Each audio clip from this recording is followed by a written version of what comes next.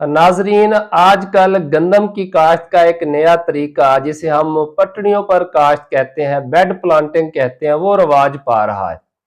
और हमारे ज्यादातर किसान दोस्तों की ये राय है कि इस तरीके से पैदावार ज्यादा आती है।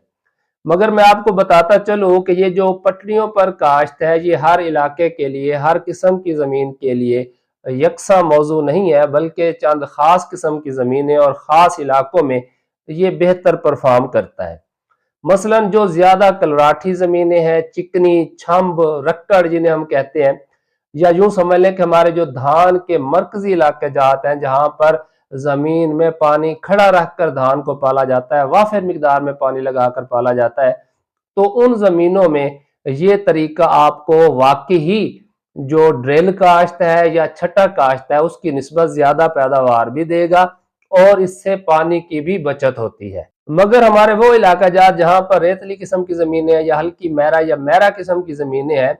वहां पर इस तरीके से पैदावार में इजाफा नहीं होता, बल्कि बाज दफा फसल गिर भी जाती है, क्योंकि जमीन नरम होने की वजह से वो जड़ों को उतनी ज्यादा सपोर्ट नहीं दे सकती जो एक पक्के वाट की, जो चिकनी किस्म की या कह लें कि कलराठी जमीन जो है वो देती है, जिससे क्या होता है फसल के गिरने के चांसेस होते हैं। और इसके अलावा खासकर जो गर्म इलाके हैं, जैसा कि हम बात कर लें कि सादकाबाद, रहीम यार खां, मंडी यजमान, भावलपुर, इस एरिया की अगर हम बात करें तो यहाँ पर जब जाकर मार्च के अंदर टेम्परेचर बढ़ना शुरू होता है, बल्कि फरवरी के आखिर से समझ लें, तो उस वक्त जो दरमियान वाला हिस्सा होता है गंदम का, वो पानी की कमी से मुतासर होता है, क्योंकि इसमें फिर हम बेशक भर कर भी पानी लगा लें मगर फिर भी दरमियान वाला हिस्सा जो है वो पानी की कमी का शिकार हो जाता है।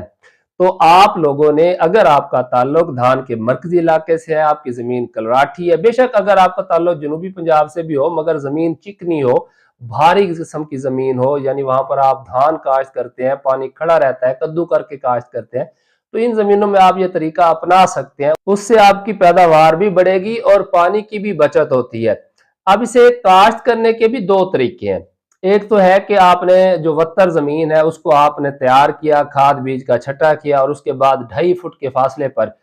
रिजर चलाकर जो है वो खेलियां बना दी जाती हैं, जिससे जो खाद और बीज है वो ऊपर बेड वाली सतह पर सारा इकट्ठा हो जाता है और बाद में जब भी आपने पानी लगाना है वो आप खेलियों में ही लगाएंगे। मगर आजकल तो ऑटोमेटिक जो है वो ऐसे प्लांटर आ गए हैं जो बेड भी बनाते जाते हैं और उसके ऊपर कतारों में जो है वो बुआई करते जाते हैं। तो ये दोनों तरीके जो आपकी मौजू जमीनें हैं, जैसे मैंने पहले कहा कि धान के मरकजी इलाका जात, आसानी से वत्तर ना आने वाली जमीनों में ये तरीका इस्तेमाल करके आप छट्टे और ड्रिल की निस्बत ज्यादा पैदावार हासिल कर सकते हैं।